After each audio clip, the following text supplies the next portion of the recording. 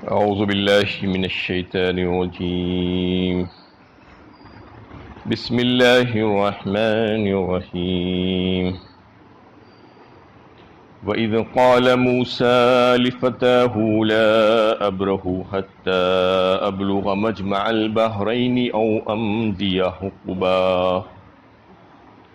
اور جب موسیٰ علیہ السلام نے اپنے خادم سے کہا تھا کہ میں چلتا رہوں گا یہاں تک کہ دو سمندروں کے ملنے کی جگہ پر پہنچ جاؤں، خواہ مجھے کتنا ہی عرصہ گزارنا پڑے۔ یہ سورہ کہف کی 60 نمبر کی آیت ہے۔ اس میں حضرت موسیٰ اور حضرت خضر علیہ السلام کا واقعہ بیان ہوا ہے۔ یہ صحیح بخاری اور صحیح مسلم دونوں میں ہے، اور اس کو حضرت ابی بن کعب رضی اللہ تعالیٰ عنہ نے روایت کیا ہے، اور بڑی تفصیل کے ساتھ نبی کریم صلی اللہ علیہ وسلم نے اس واقعے کو بیان کیا ہے۔ بتایا جاتا ہے کہ ایک دفعہ حضرت موسیٰ علیہ السلام خطبہ دینے کے لیے کھڑے ہوئے تو لوگوں نے آپ سے سوال کیا کہ دنیا میں انسانوں میں سب سے زیادہ علم والا کون ہے؟ کیونکہ حضرت موسیٰ علیہ السلام تشریعی علم رکھتے تھے، وقت کے نبی ہیں اور کلیم اللہ ہیں، اللہ سے بات کرتے ہیں۔ ان کے علم میں اس وقت کوئی ایسا نہیں تھا جو ان کے علم کے مقابلے میں آئے، اس لیے انہوں نے یہ کہہ دیا کہ میں سب سے بڑا عالم ہوں۔ یہ بات اللہ تعالیٰ کو پسند نہیں آئی، فوراً وحی آئی اور کہا گیا کہ ادب کا تقاضا تو یہ تھا کہ اس معاملے کو اللہ کے حوالے کر دیتے اور کہہ دیتے کہ اللہ تعالیٰ ہی بہتر جانتا ہے کہ کون سب سے زیادہ علم رکھنے والا ہے۔ لہذا میرا ایک بندہ ہے جو فلاں مقام پر ہے، اس کو میں نے ایک خاص علم دے کر رکھا ہے۔ حضرت موسیٰ علیہ السلام کو طلب علم کی خواہش پیدا ہوئی تو انہوں نے اللہ تعالیٰ سے دریافت کیا کہ یا اللہ مجھے ان کا پتہ بتا دیجئے تاکہ میں ان سے وہ علم حاصل کروں جو آپ نے ان کو عطا فرمایا ہے۔ اللہ تعالیٰ نے کہا کہ تم اپنی زنبیل میں ایک مچھلی رکھ لو اور وہ فلاں راستے پر چلا جاؤ، جہاں پر وہ مچھلی تم سے گم ہو جائے یہ سمجھنا کہ وہ مقام وہی ہے جہاں پر تم میرے اس بندے سے ملاقات کر سکو گے۔ تو یہاں سے سفر شروع ہوتا ہے موسیٰ علیہ السلام کا، اللہ تعالیٰ سے اشارہ پا کر وہ ایک خاص مہم پر روانہ ہو رہے تھے۔ وہ مہم تھی کہ ایک مخصوص مقام پر اللہ کے ایک خاص بندے سے ملاقات کر کے اس علم سے استفادہ کریں جو دنیا میں رونما ہونے والے واقعات کے اسرار و رموز سے متعلق اللہ نے اسے بخشا ہے۔ انہیں دو طرح کا علم ہوتا ہے، ایک تو تشریعی علم اور دوسرا تکوینی علم، وہ مکان کا علم۔ جو واقعات دنیا میں رونما ہوتے رہتے ہیں وہ اللہ تعالیٰ ہی جانتے ہیں، اور اللہ تعالیٰ جس کو اس کام کے لیے مقرر کرتے ہیں وہی جانتا ہے کہ وہ کیا واقعات پیش آ رہے ہیں اور کیا آنے والے ہیں۔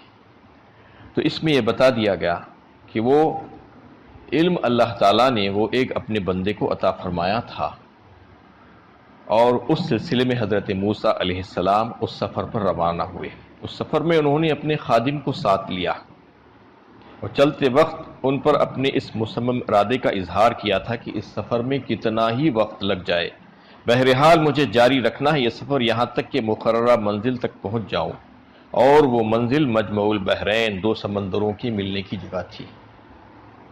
اب اس میں جو خادم کا تذکرہ آیا ہے وَإِذْ قَالَ مُوسَىٰ لِفَتَاهُ کہہ کر، فتح کہتے ہیں خادم کو، اس کے تعلق سے بخاری میں بات آئی ہے کہ وہ یوشع بن نون تھے علیہ السلام، جو بعد میں نبی بنائے گئے۔ وہ اس وقت حضرت موسیٰ علیہ السلام کے ساتھ خدمت کر رہے تھے، ان کے خادم کی حیثیت سے اس سفر میں شریک تھے۔ کیونکہ اللہ تعالیٰ نے اس مقام کا صحیح پتہ نہیں بتایا تھا، بلکہ اس کو مبہم رکھ دیا گیا تھا، اور کہا گیا تھا کہ دو سمندر جہاں پر ملتے ہیں وہ مجمع البحرین، وہ جگہ جو ہے اس بندے کی ملنے کی ہے۔ تو وہ دو سمندر ملنے کی جگہ کون سی تھی اس کو تلاش کرنا تھا۔ وہ مجمع البحرین سے مراد وہ جگہ ہے جہاں بحر قلزم اور خلیج عقبہ ملتے ہیں۔ یہ مقام جزیرے نمائے سینا کے جنوب شرم الشیخ کے پاس موجود ہے، جہاں چھوٹے چھوٹے جزیرے بنے ہوئے ہیں، اور ان کے سامنے خلیج عقبہ کے دوسرے کنارے پر مدین کا علاقہ پڑتا ہے۔ یعنی قرائن کا تعلق ہے جہاں تک، تو یہ بات پتہ چلتی ہے کہ موسیٰ علیہ السلام نے یہ سفر اس وقت کیا ہوگا جب وہ سینا میں قیام پذیر تھے۔ اب یہاں پر یہ بات آتی ہے کہ وہ جو بندے کو تلاش کرنے نکلے تھے وہ بندے کا نام کیا تھا؟ وہ بندے کا نام حضرت خضر علیہ السلام ہے، جس کو تلاش کرنے کے لیے گئے۔ اور مفسرین یہ بات بتاتے ہیں کہ خضر کے معنی ہرے بھرے کے ہیں، یعنی وہ حضرت خضر جہاں پر بیٹھ جاتے وہ زمین اور وہ اطراف کے علاقے ہرے بھرے اور سرسبز و شاداب ہو جاتے تھے۔ تو حضرت خضر کو تلاش کرنے کے لیے وہ نکلے۔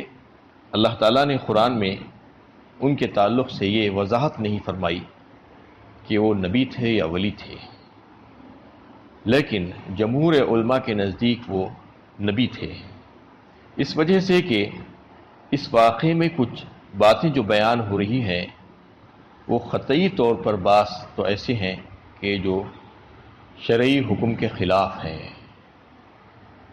کئی ایک چیزیں آگے کے رکوع میں آ رہی ہیں جس سے پتہ چلتا ہے کہ وہ شریعت کے حکم کے خلاف ہے۔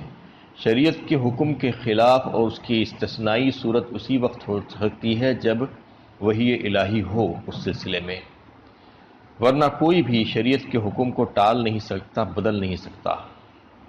کسی کی مجال نہیں ہے، نہ کسی کے پاس یہ اختیار ہے۔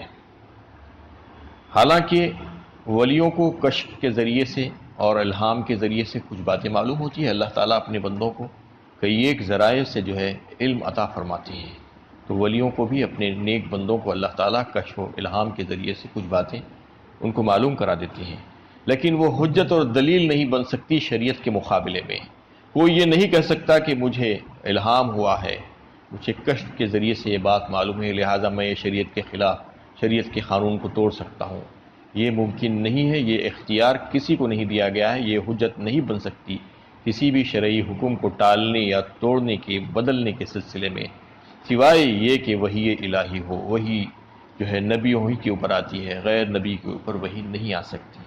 تو یہ بات بالکل واضح ہو گئی کہ حضرت خضر بھی نبی ہی تھے، کیونکہ وہ وحی الہی کے مطابق یہ کر رہے تھے۔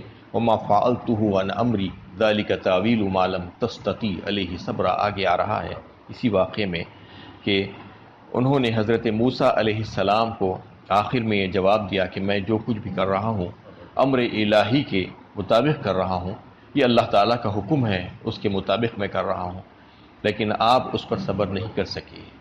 ذالک تعویل ما لم تستطیع علیہ صبرا، کیونکہ حضرت موسیٰ علیہ السلام کو اس کا علم نہیں تھا، آپ کے پاس تشریعی علم تھا، اور تشریعی طور پر آپ یہ دیکھ رہے تھے کہ یہ تو خلاف شرع کام ہے، اس لیے آپ سے صبر ہو نہیں پا رہا تھا اور آپ برابر ٹوکے جا رہے تھے۔ یہ دونوں ایک دوسرے کی ضد ہوتے ہیں۔ تو اس میں یہ بات واضح کر دی گئی کہ حضرت خضر علیہ السلام بھی جو ہے نبی ہیں، حالانکہ قرآن نے اس کو واضح نہیں کیا، لیکن واقعات کو دیکھنے سے یہ بات پتہ چلتی ہے کہ آپ کو وحی آتی اور اللہ تعالیٰ کے حکم ہی سے آپ نے وہ تمام کام کیے جو حضرت موسیٰ علیہ السلام جو ہے اس پر اعتراض کیا۔ تو اس میں اللہ تعالیٰ نے حضرت موسیٰ علیہ السلام کو جو راستے کا پتہ بتایا تھا وہ مبہم انداز میں بتا دیا تھا، اور کہا گیا تھا کہ ایک مچھلی کو لے کر اپنی زنبیل میں رکھ لو، اپنے توشے دان میں رکھ لو، اپنی تھیلی کے اندر رکھ لو، اور وہ مچھلی کیسی ہونی چاہیے وہ نہیں بتایا گیا، وہ زندہ ہوگی یا مردہ ہوگی، لیکن مفسرین نے فرمایا کہ وہ مچھلی جو تھی وہ بھونی ہوئی مچھلی تھی، مری ہوئی مچھلی تھی، اور اس کو بھون کر رکھ لیا گیا تھا توشے کے طور پر کھانے کے لیے، اور راستے میں وہ دونوں حضرات نے اس میں سے کھایا بھی، اور اس کا آدھا حصہ ختم ہو گیا تھا، لیکن اس کے بعد اللہ تعالیٰ نے معجزاتی طور پر وہ مچھلی کو جس مقام پر وہ گم ہونا تھا وہاں سے نکالا، وہ زندہ ہو کر وہاں سے نکل کر چلی گئی۔ اگلی آیت میں اس بات کا تذکرہ آ رہا ہے۔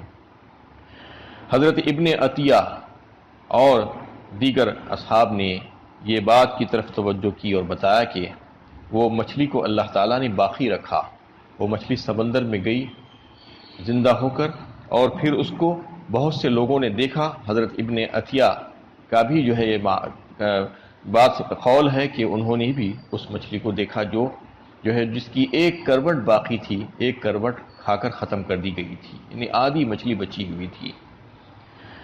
فَلَمَّا بَلَغَا مَجْمَعَ بَيْنِهِمَا نَسِيَ حُوتَهُمَا فَاتَّخَذَ سَبِيلَهُ فِي الْبَحْرِ سَرَبًا۔ پھر جب وہ دونوں کے ملنے کی جگہ پر پہنچ گئے تو انہیں اپنی مچھلی کا خیال نہ رہا اور اس نے سمندر میں جانے کے لیے سرنگ کی طرح راہ بنا لی۔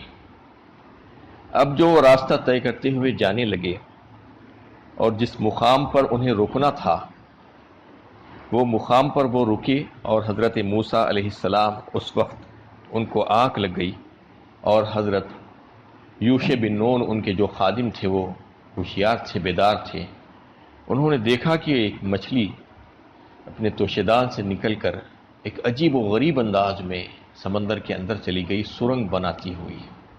اس واقعے کا تذکرہ انہوں نے حضرت موسیٰ علیہ السلام سے بیدار ہونے کے بعد کرنے کا سوچا، لیکن وہ بھول گئے اس واقعے کا تذکرہ کرنے سے، اور پھر وہ آگے کے سفر پر روانہ ہوئے۔ اس سفر کے سلسلے میں موسیٰ علیہ السلام کو یہ ہدایت ہوئی تھی کہ وہ مچھلی ساتھ لے لیں، جہاں مچھلی غائب ہو جائے وہی مقام ان کی اصل منزل ہوگی۔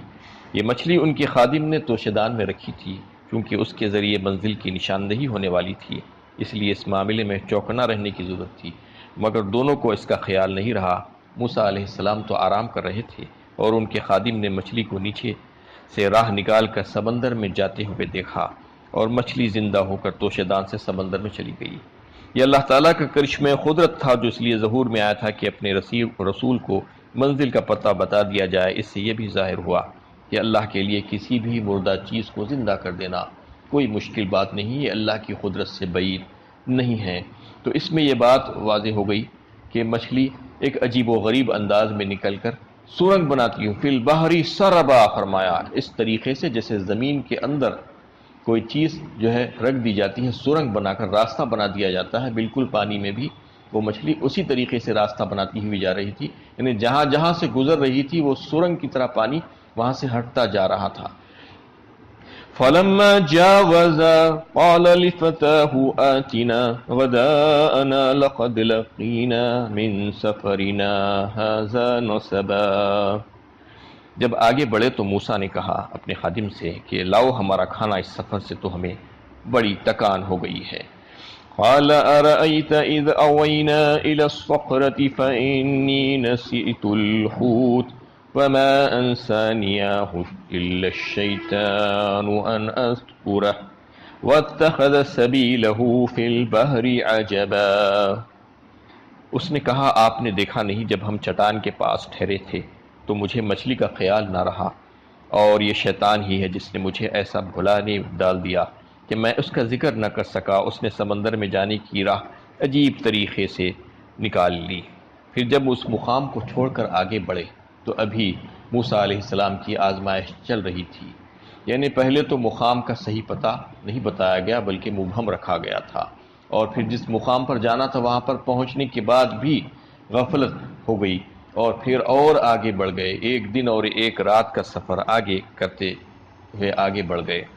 اور پھر حضرت موسیٰ علیہ السلام کو اس وقت تکن کا احساس ہوا، چونکہ وہ منزل سے آگے بڑھ چکے تھے، اس لیے اللہ تعالیٰ نے ان پر تکان کی کیفیت طاری کر دی۔ اس وقت انہوں نے خادم سے کہا کہ لاؤ ہمارا کھانا، اب ہم کو تکان ہو رہی ہے۔ خادم نے اپنی بھول کا اعتراف کرتے ہوئے مچھلی کے عجیب و غریب طریقے سے سمندر میں چلے جانے کا موسیٰ علیہ السلام کو واقعہ سنایا۔ اس کا اصل محرک شیطان کو قرار دیا، وَمَا أَنسَانِيَهُ إِلَّا الشَّيْطَانُ، کیونکہ شیطان بھلا دیتا ہے اچھی باتوں کو، جو ضروری چیزیں ہیں اس کو شیطان جو ہے دماغ سے نکال دیتا ہے۔ تو اس طریقے سے موسیٰ علیہ السلام کی مزید ایک آزمائش اس میں یہ ہوئی کہ وہ اور آگے بڑھ گئے، اور پھر سے جو ہے قدم کے نشانوں کو دیکھتے ہوئے واپس آنا پڑا۔ انہوں نے کہا کہ وہی تو ہمارا مقام تھا جہاں پر ہمیں رکنا تھا اور اس بندے سے ملنا تھا، لیکن وہ آگے بڑھ چکے تھے، اس لیے پھر سے ان کو پلٹنا پڑا۔ اور پھر اس واقعے کو جو ہے بڑا عجیب و غریب انداز سے جو مچھلی اندر گئی تھی ان کے خادم نے ان کے سامنے بیان کیا۔ اس کے آگے اور بہت سی باتیں اس واقعے کی ہیں جو کئی ایک حصوں پر مشتمل ہے، انشاءاللہ اس پر کل گفتگو ہوگی۔ اللہ تعالیٰ سے دعا ہے کہ اللہ تعالیٰ ہمیں صحیح علم و عمل کی توفیق عطا فرمائے۔